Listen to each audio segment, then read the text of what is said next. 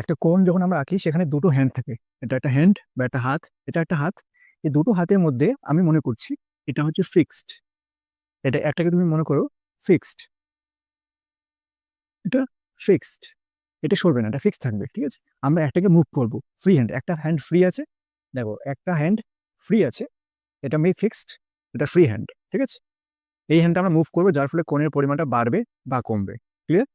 তাহলে এবার যদি আমি তোমাকে বলি এটা হচ্ছে ফিক্সড একটা হ্যান্ড, এবার এই কোণ এই এই যেটা মুভ করতে পারছে আমার যে হাতটা, যদি আমরা এ পাশে নিয়ে যাই, অর্থাৎ ঘড়ির কাঁটার দিকে নিয়ে যাই, ঘড়ি কোন দিক ঘোরে?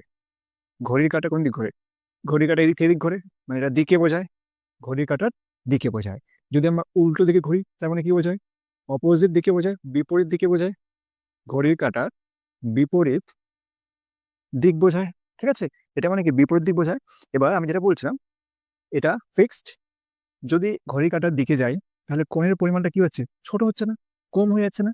যদি ঘড়ির কাঁটার বিপরীত দিকে যাই কোণের পরিমাণ বাড়ছে, 90 বাড়ছে, 120 বাড়ছে। তাহলে ঘড়ির কাঁটার দিকে গেলে কোণের পরিমাণ ছোট হয়, ঘড়ির কাঁটার বিপরীত দিকে গেলে কোণের পরিমাণ বিপরীত হয়। এখান থেকেই তোমাকে ট্রিক আকারে মনে রাখতে হবে, যদি ঘড়ির কাঁটার দিকে গেলে কোণের পরিমাণ ছোট হয়, মানে মনে রাখবে কি, ঘড়ির কাঁটার দিকে আমরা যত বেশি যাব কোণটা তত বেশি নেগেটিভ হবে, কোণটা তত বেশি নেগেটিভ হবে, নেগেটিভ হবে, ঠিক আছে। আর ঘড়ি কাঁটার বিপরীত দিকে যদি আমরা যাই কোণের পরিমাণ বাড়ছে, মানে সেটা পজিটিভ হবে। তাহলে সেটা কি হবে? পজিটিভ হবে। একটা কোণ এঁকেছি আমি, এই কোণের মান মনে করো থিটা দেওয়া আছে, এটা যে কোনো কোণ, যার মান দেওয়া আছে থিটা। এবার আমি কি করলাম, ঘড়ির কাঁটার বিপরীত দিকে, কি বলছি, ঘড়ির কাঁটার বিপরীত দিকে, অর্থাৎ এদিকে কোণটাকে একটা পাক সম্পূর্ণ ঘুরিয়ে আবার সে যেখানে ছিল সেখানে নিয়ে এসেছি। তাহলে একটা পাক সম্পূর্ণ দেওয়া মানে কি? একটা পাক সম্পূর্ণ দেওয়া মানে কি? 360 ডিগ্রি আমি ঘুরেছি। যে কোনো একটা জায়গায় তুমি 360 মানে সম্পূর্ণ পাক হয়ে যাচ্ছে, এটা বৃত্ত হয়ে যাচ্ছে।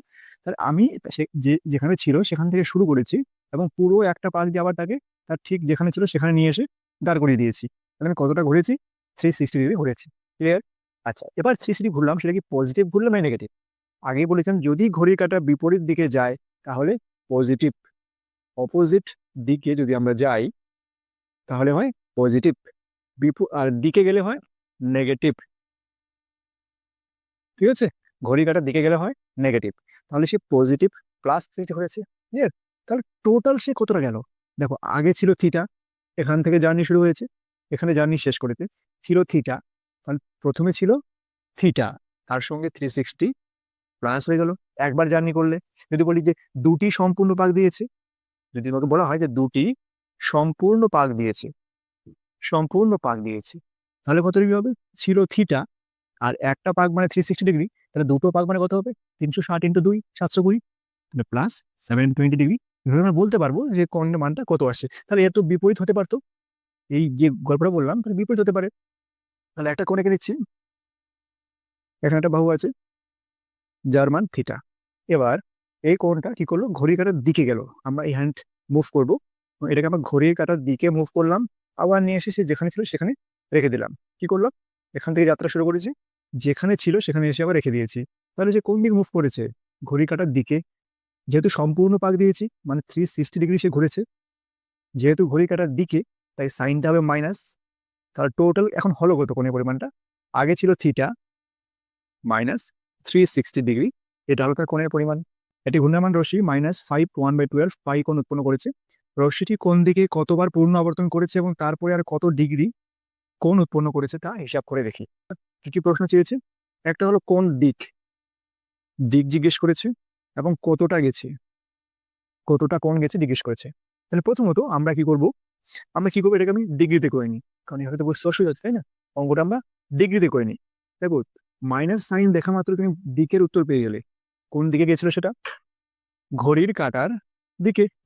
যেহেতু মাইনাস সাইন আছে আমি দেখেই বলে দিলাম ঘড়ির কাঁটার দিকে। তাহলে তুমি অলরেডি একটা প্রশ্ন উত্তর দিয়ে ফেলেছো। এবার কতটা গেছে সেটা হলো নেক্সট প্রশ্ন। -5 1/2, মাইনাস নেমে আমি কাজ নেই, মাইনাস আমি লিখছি না বারবার। মাইনাসের কাজ শেষ, এর শুধু এটুকুই সে নির্দেশ দিচ্ছে আমাদেরকে যে ঘড়ি কাঁটার দিকে না বিপরীতে, এর তাছাড়া এর কোনো কাজ নেই। ক্লিয়ার? তুমি প্লাস আকারেই অঙ্কটা করবে যে 5 × 1/12, এটাকে প্রথমে অপ্রকৃত ঘূর্ণায়মান সংখ্যায় নিয়ে আসি। আর তোমার জানো হরের সঙ্গে গুণ করতে হবে, 5 12 60 যোগ 61, তাহলে 61/12 ইন্টু পাই। এবার এটা রেডিয়ানে আছে, রেডিয়ানে কোনটাকে আমরা কিছু করবো ডিগ্রিতে কনভার্ট করবো। ডিগ্রিতে কনভার্ট করতে কি করতে হয়? ডিগ্রিতে যাচ্ছি, তাহলে 180/পাই। 180/π, ইয়েস। তাহলে ইন্টু 180/π, পাই পাই কেটে গেছে, 12 × 12, 5 × 12 = 60, কি পেলাম 61/15। আমি মাইনাসটা লিখছি না, কারণ কি বললাম, মাইনাসের কাজ ছিল দিক নির্দেশ করা, বাকি হিসাব করতে মাইনাসের প্রয়োজন নেই। 61/15 রাফে গুণটা করে নেবো, 61/15, 5, 305, 61,915, কি পেলাম 915 ডিগ্রি, 915 ডিগ্রি পেলাম। এবার 915 ডিগ্রি পেয়েছি, বলছি কতটা, মানে কয়টি সম্পূর্ণ আবর্তন করেছে। তাহলে পূর্ণ আবর্তন মানে কি বুঝবি, পূর্ণ আবর্তন মানে কি, একটি পূর্ণ আবর্তন মানে কি বোঝায়, 360 ডিগ্রি কোণ ঘুরে নেওয়া। 360 ডিগ্রি কোণ ঘুরেছো মানে তুমি একটা সম্পূর্ণ আবর্তন হয়েছে, ঠিক আছে। 360 ডিগ্রি ঘোরা মানে কি, সম্পূর্ণ আবর্তন করা। যেমন এই যে পেনটা আছে, এটা ফিক্সড আছে, এটা আমার এখানে ছিল, এটা সম্পূর্ণ সম্পূর্ণ ঘুরে যখন আবার ঠিক সেম লাইনে এসে যাবে, মানে কি সেটা একটা সম্পূর্ণ আবর্তন কমপ্লিট করলো, 360 ডিগ্রি করলো, ক্লিয়ার। তাহলে 360 ডিগ্রি মানে একটা সম্পূর্ণ কোণ আবর্তন করা। 915 ডিগ্রি মানে কতগুলি সম্পূর্ণ কোণ কি করে পাবো, 360 ডিগ্রি দিয়ে ভাগ করে দাও, তাহলে সম্পূর্ণ আবর্তনের পরিমাণটা বেরিয়ে আসবে। 915কে আমি 360 ডিগ্রি দিয়ে ডাইরেক্টলি ভাগ করে দিচ্ছি। 360 2 × 720, 3 দিয়ে করলে 1000 এসে যাবে। 3 2 × 720, বিয়োগ করো 5 9 1, তাহলে দুটি সম্পূর্ণ আবর্তন, ঠিক আছে, দুটি সম্পূর্ণ আবর্তন। আর এক্সট্রা কত গেছে, এক্সট্রা 195 ডিগ্রি গেছে। তাহলে দুটি সম্পূর্ণ আবর্তন গেছে, প্লাস 195 ডিগ্রি এক্সট্রা